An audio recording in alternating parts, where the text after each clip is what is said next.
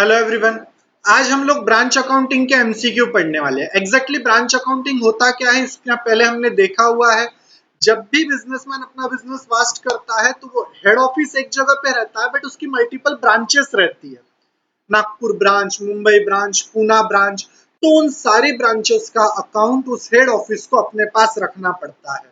तो उसी से रिलेटेड हम आज कुछ एमसीक्यूज पढ़ने वाले हैं। तो आइए वो एमसीक्यूज देखते हैं। First MCQ, find out the gross profit if salary is rupees 35,000, rent is rupees 25,000 and profit is 40,000। आपको ग्रॉस प्रॉफिट फाइंड आउट करके बताना है कि आपका ग्रॉस प्रॉफिट कितना है। अगर आप ध्यान से देखो तो आप बड़ी आसानी से इस आंसर को सॉल्व कर सकोगे। इसको बाइफरकेट कीजिए। ये जितने भी तीनों टर्म दिए हुए हैं, सैलरी, रेंट और नेट प्रॉफिट, ये तीनों टर्म डेबिट साइड के हैं और क्रेडिट साइड में ग्रॉस प्रॉफिट रहता है। जब आप ये तीनों की टोटल करोगे तो अपने आप आपको आपका ग्रॉस प्रॉफिट मिल जाएगा जो क्रेडिट साइड लिखा जाता है। Means 35,000 plus 25,000 60,000 plus 40,000 means 1 lakh. तो ये आपका सही आंसर हो जाएगा, 1 लाख रुपीज। इस तरीके के क्वेश्चंस आपको आने वाले पेपर्स में पूछे जा सकते हैं, चाहे फिर वो ट्रेडिंग अकाउंट से रिलेटेड हो, चाहे फिर वो प्रॉफिट एंड लॉस अकाउंट से रिलेटेड हो। हर क्वेश्चन को वीडियो पॉज करके पहले खुद सॉल्व करने की कोशिश करो और फिर उसके बाद में आंसर चेक करो कि आपका आंसर सही है कि गलत है। नेक्स्ट क्वेश्चन, इसे सॉल्व करने की कोशिश कीजिए। Closing stock of rupees 1 lakh shown dash trading account and dash side of the balance sheet. जो क्लोजिंग स्टॉक रहता है वो कौन सी साइड में रहता है? ट्रेडिंग अकाउंट के और बैलेंस शीट के। Debit and asset, credit and asset, debit and liability, credit and liability. अगर आप ध्यान से देखोगे तो आपको पता चलेगा कि ट्रेडिंग अकाउंट के क्रेडिट में रहता है और बैलेंस शीट के एसेट साइड में आंसर रहता है। तो यहाँ पे बी आपका करेक्ट आंसर हो जाएगा। आप बी को टिक कर सकते हो कि क्लोजिंग स्टॉक ट्रेडिंग अकाउंट के क्रेडिट साइड में रहता है और बैलेंस शीट के एसेट साइड में रहता है। So here is your next question. Question number third. X Limited branch has the following information: opening stock, goods sent to branch, gross profit, closing stock and sales। आपको sales find out करके देना है। सबसे पहले तो ये पता कीजिए। अब आपको क्या करना पड़ेगा ऐसे क्वेश्चन में? ऐसे क्वेश्चन में डेबिट वाले टर्म को एक साइड लिख लीजिए और क्रेडिट वाले टर्म्स को एक साइड लिख लीजिए। अगर आप ध्यान से देखेंगे तो ओपनिंग स्टॉक हमेशा डेबिट में रहता है, गुड्स सेंट टू ब्रांच 20,000 ये भी डेबिट में रहेंगे और ग्रॉस प्रॉफिट भी डेबिट में रहेगा। ये तीनों टर्म डेबिट में रहेंगे, लेकिन जो क्लोजिंग स्टॉक है 10,000 का, ये क्रेडिट का टर्म है। तो सबसे पहले डेबिट के तीनों टर्म की टोटल कर लीजिए। 19,000 प्लस 11,000। जब 19 में 11 प्लस किया जाएगा तो ये 30,000 हो जाएगा। 30 प्लस 20 इट विल 50,000 और 50,000 में से आप क्रेडिट साइड में दिया हुआ क्लोजिंग स्टॉक 10,000 माइनस कर दीजिए तो आपको क्रेडिट साइड का एक ही टर्म मिलेगा, वो रहेगा 40,000 सेल्स। एक बार फिर समझ लीजिए इस क्वेश्चन को जरा ध्यान से। आपको क्या करना है ऐसे क्वेश्चन में? जब भी आपको डेबिट साइड का कोई एक टर्म पूछता है या क्रेडिट साइड का कोई एक टर्म पूछता है तो उसका डिफरेंस निकाल लीजिए। आपको याद है अभी आपने क्या किया था 2 मिनट पहले? मैं फिर आपको याद दिला देता हूँ। देखिए इस क्वेश्चन में भी आपने ऐसा ही कुछ किया था। Find out the gross profit. जब आपको ग्रॉस प्रॉफिट निकालने बोला गया था तो आपने सारे डेबिट की टोटल कर ली और डेबिट और क्रेडिट का जो डिफरेंस था उसी को आपने आंसर दिया था। उसी तरीके से आप इस आंसर को भी बड़ी आसानी से सॉल्व कर सकते हो। सबसे पहले तो ये पता कर लीजिए डेबिट वाले टर्म कितने कितने हैं। ओपनिंग स्टॉक आपका डेबिट में रहेगा, डेबिट साइड लिख लीजिए 19,000 को। फिर ग्रॉस प्रॉफिट भी डेबिट साइड ही रहता है और जो गुड सेंट है 20,000 ये भी डेबिट साइड रहता है। तो ये तीनों अमाउंट को प्लस किया जाएगा। 19 प्लस 11 30 प्लस 20 40। 40,000 में से जब आप 10,000 सब्सट्रैक्ट कर देंगे तो आपके पास एक ही अमाउंट बचेगी, वो आपकी सेल्स अमाउंट रहेंगी। तो यहाँ पे सेल्स इज इक्वल्स टू 40,000 हो जाएगा, यानी बी आंसर आपका करेक्ट आंसर हो जाएगा। So here is your next question. इसे सॉल्व करने की कोशिश कीजिए। बिल्डिंग वैल्यूड, ये गलत, ठीक है, ये एंड नहीं चाहिए यहाँ पे, यहां से पढ़िए। Building valued ₹2 lakh and depreciation reserve ₹1 lakh. 10% depreciation is charged on land and building. Value should be in balance sheet. क्या पूछ रहा है वो आपको कि एक लैंड एंड बिल्डिंग है जिसकी वैल्यू 20,000 है, उसका डेप्रिसिएशन रिजर्व 10,000 है, तो आप बताइए कि बैलेंस शीट में आप कितनी वैल्यू लिखेंगे। अगर आपको याद हो तो आपको हमने ये चीज अच्छे से समझाई है कि जिस भी क्वेश्चन में डिप्रिसिएशन रिजर्व रहता है उस अकाउंट में, उस प्रॉब्लम के अंदर डिप्रिसिएशन उस रिजर्व में प्लस किया जाता है, लेकिन एसेट साइड में उतनी ही वैल्यू दिखाई जाती है जितनी दी हुई रहती है। अगर आपको याद हो तो कोऑपरेटिव सोसाइटी के फाइनल अकाउंट में हमने ये चीज सीखी है कि एसेट्स की वैल्यू उतनी ही लिखी जाती है और उनका डिप्रिसिएशन रिजर्व अकाउंट में प्लस किया जाता है। तो जो भी 10% डिप्रिसिएशन निकलेगा वो इस डिप्रिसिएशन रिजर्व में प्लस होगा, लेकिन वो क्या पूछ रहा है कि कौन सी वैल्यू आप बैलेंस शीट में लिखेंगे। तो आपको पता रहना चाहिए कि बैलेंस शीट के अंदर उतनी ही वैल्यू लिखी जाती है, इसलिए 22 लाख आपका करेक्ट आंसर रहेगा। Next question please.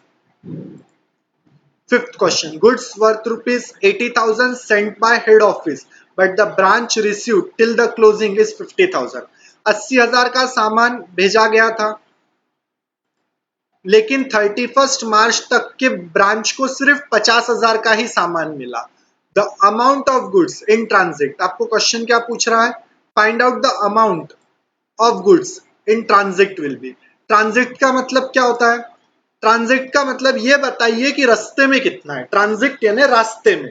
तो सीधी सी बात है, 80 का सामान भेजा हेड ऑफिस ने, आपको 50 का मिल गया, तो 30,000 जो डिफरेंस है वही रास्ते में होगा ना, वो आज नहीं तो कल आ जाएगा आपके गोडाउन तक के, वेयर हाउस तक के। तो इसीलिए इन दोनों का जो डिफरेंस रहेगा 80 माइनस 50, ये 30,000 आपका करेक्ट आंसर रहेगा। इस तरीके के क्वेश्चंस आपको पेपर में पूछे जा सकते हैं एज पर एक्सपेक्टेशन, तो आप उस चीज का थोड़ा सा ध्यान रखिए। So let's see your next question. A company make an investment of ₹80,000. Company की 80,000 की इन्वेस्टमेंट है जिसपे अर्निंग रेट है 15% का। If a company received interest on investment 60,000, अगर कंपनी को ऑलरेडी 60,000 इन्वेस्टमेंट मिल चुका है, इसमें एक जीरो ज्यादा है, wait a second, printing mistake है, ये एक जीरो कट कीजिए, ये 6,000, इसे करेक्शन कर लीजिए। क्या बोल रहा है वो कि कंपनी ने 80,000 का इन्वेस्टमेंट किया 15% पे, अगर कंपनी को 6,000 रुपए मिल चुके हैं, तो आप बताइए कि कंपनी का रिसीवेबल इंटरेस्ट कितना रहेगा, कंपनी को और कितना इंटरेस्ट मिलना बाकी है। तो सिंपली 80,000 के ऊपर 15% निकाल लीजिए, वो आपको रिसीवेबल अमाउंट है, मीन्स 80,000 के ऊपर 15% 12,000, 12,000 में से 6,000 ऑलरेडी मिल चुके हैं, यानी 6,000 अभी भी रिसीवेबल है। तो यहाँ पे सी आपका करेक्ट आंसर हो जाएगा। ऐसे आंसर आप बहुत इजीली सॉल्व कर सकोगे, ऐसी हम एक्सपेक्टेशन करते हैं। ये भी उसी तरीके का कुछ क्वेश्चन है, इसमें ज्यादा टाइम नहीं लेंगे। 2 लाख का बैंक लोन है 12% के हिसाब से, जो 1 जुलाई को लिया गया है। तो आप बताइए कि करंट फाइनेंशियल ईयर का आउटस्टैंडिंग इंटरेस्ट कितना है। तो 12% आप निकाल लीजिए पहले तो 12 महीने के, और जुलाई से अगर मार्च तक गिनेंगे तो 9 मंथ होते हैं, तो 9 मंथ का इंटरेस्ट कैलकुलेट कर लीजिए, सिंपल सिंपल सा। जब आप 2 लाख के ऊपर 9% इंटरेस्ट कैलकुलेट कर लेंगे तो आपको इसका आंसर मिल जाएगा। ऐसे क्वेश्चन आप खुद ही बड़ी आसानी से सॉल्व कर सकते हो, इसके ऊपर हमें टाइम वेस्ट करने की जरूरत नहीं। ये कुछ आपके काम की है। The del creditor commission is charge on, आपको पता रहना चाहिए कि डेल क्रेडिटर कमीशन किसके ऊपर निकाला जाता है, कैश सेल्स के ऊपर, क्रेडिट सेल्स के ऊपर, टोटल सेल्स के ऊपर, या नन ऑफ द अबव। आप सबको पता रहना चाहिए डेल क्रेडिटर कमीशन हमेशा क्रेडिट सेल्स के ऊपर निकाला जाता है। अगर उस क्वेश्चन में क्रेडिट सेल्स मिसिंग है तब टोटल सेल्स के ऊपर निकालेंगे, बट यदि क्वेश्चन में क्रेडिट सेल्स दिया हुआ है तो in that case del creditor commission credit sales के ऊपर ही निकाला जाएगा। तो बी आपका करेक्ट आंसर हो जाएगा। Next question, if total sales is 80,000 and cash sales is 20,000, find out the del creditor commission. अगर टोटल सेल्स 80,000 है, कैश सेल्स 20,000 है, तो आप डेल क्रेडिटर कमीशन निकाल के बताइए। मैं अभी आपको बोला था कि del creditor commission credit sales के ऊपर निकलता है, तो सबसे पहले तो आपको क्रेडिट सेल्स पता करना पड़ेगा।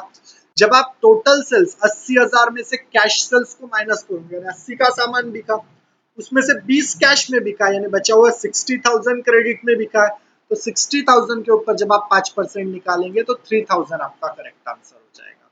आई बात ध्यान में? इस तरीके से आप इसे सॉल्व करेंगे। Calculate the amount of commission.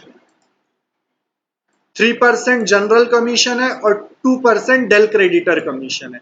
अब देखिए यहाँ पे 2% डेल क्रेडिटर कमीशन निकालना है, लेकिन यहाँ पे आप चाहकर भी क्रेडिट सेल्स पता नहीं कर सकते, क्योंकि क्रेडिट सेल्स के लिए आपको या तो क्रेडिट सेल्स का क्वेश्चन में रहना जरूरी है, या तो फिर उस क्वेश्चन में कैश सेल्स का दिया रहना जरूरी है। यहाँ दोनों भी नहीं है, और मैं आपको पहले ही बोला अभी 2 मिनट पहले कि जब क्रेडिट सेल्स आप फाइंड नहीं कर सकते हो, ऐसे केस में आप टोटल सेल्स के ऊपर ही वो कमीशन निकालोगे।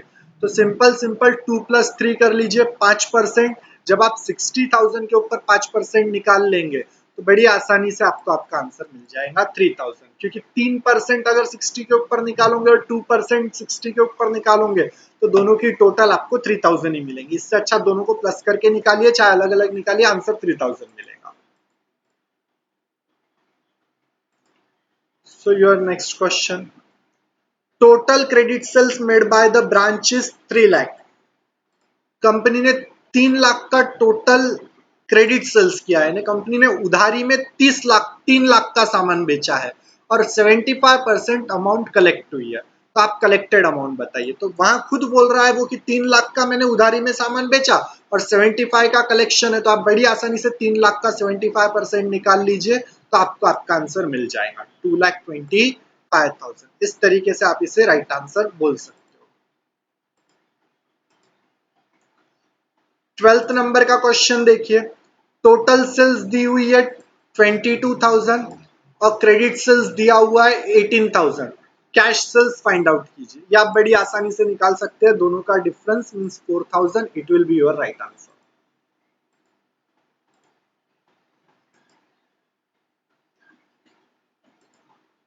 Stock ₹90,000 under valued. याद रखिए, अंडर वैल्यूड और ओवर वैल्यूड दो अलग अलग चीजें रहती है, और आज आपको क्या पूछा है?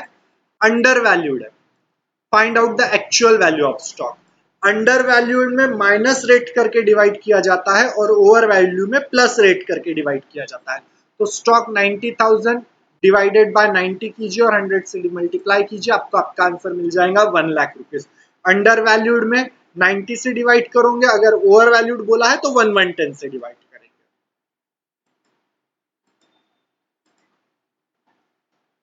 14th number question. X Limited have a branch in Nagpur. The head office paid the following expenditure by check. एक ब्रांच है और हेड ऑफिस सारे खर्चे कर रहा है। सैलरी के 3,000, रेंट के 2,000 और पेटी कैश के 500। तो टोटल एक्सपेंडिचर उसने कितना दिया? अरे भैया सीधी सीधी बात है, तीनों के टोटल कर लो तो आपको पता चल जाएगा कि हेड ऑफिस ने कितना खर्चा पे किया है। तो 5,500 आपका राइट आंसर हो जाएगा, आंसर सी। और आज की क्लास का लास्ट क्वेश्चन ये है, इसे सॉल्व करने की कोशिश कीजिए। If opening debtor is 5,000, credit sales is 15,000, discount on debtor 500 and back debit is 500, collection 15,000, closing debtor बताइए। तो क्लोजिंग डेटर आप कुछ इस तरीके से निकाल सकते हो। सबसे पहले तो बाइफर्केशन कर लीजिए। ओपनिंग डेटर 5,000 है तो डेबिट साइड में 5,000, आपने 15,000 का सामान बेचा तो वो 15,000 भी यहाँ प्लस कर लीजिए, तो 5 + 15 20,000 हो गया। और कलेक्शन इधर लिखा जाएगा, 15,000 का कलेक्शन है और 500 रुपए यानी 1,000 रुपीज आपका डिस्काउंट और बैक डेबिट है। 15 + 5 20 में से 16 माइनस करेंगे तो बड़ी आसानी से आपको आपका आंसर मिल जाएगा 4,000। ओपनिंग डेटर और credit sales credit side debit में लिखो, और जो पैसा डेटर से मिला हुआ है और जो डिस्काउंट और बैक डेबिट है उसको क्रेडिट साइड लिखो, और दोनों का जो फर्क निकलेगा 4,000 वो आपका क्लोजिंग डेटर रहेगा। होप आपको समझ में आया होगा। इन फर्दर केस आप कोई भी डाउट हो तो आप कमेंट बॉक्स में कमेंट कर सकते हो, हम उस हिसाब से नेक्स्ट वीडियो में वो डाउट क्लियर करके देंगे। Thank you very much.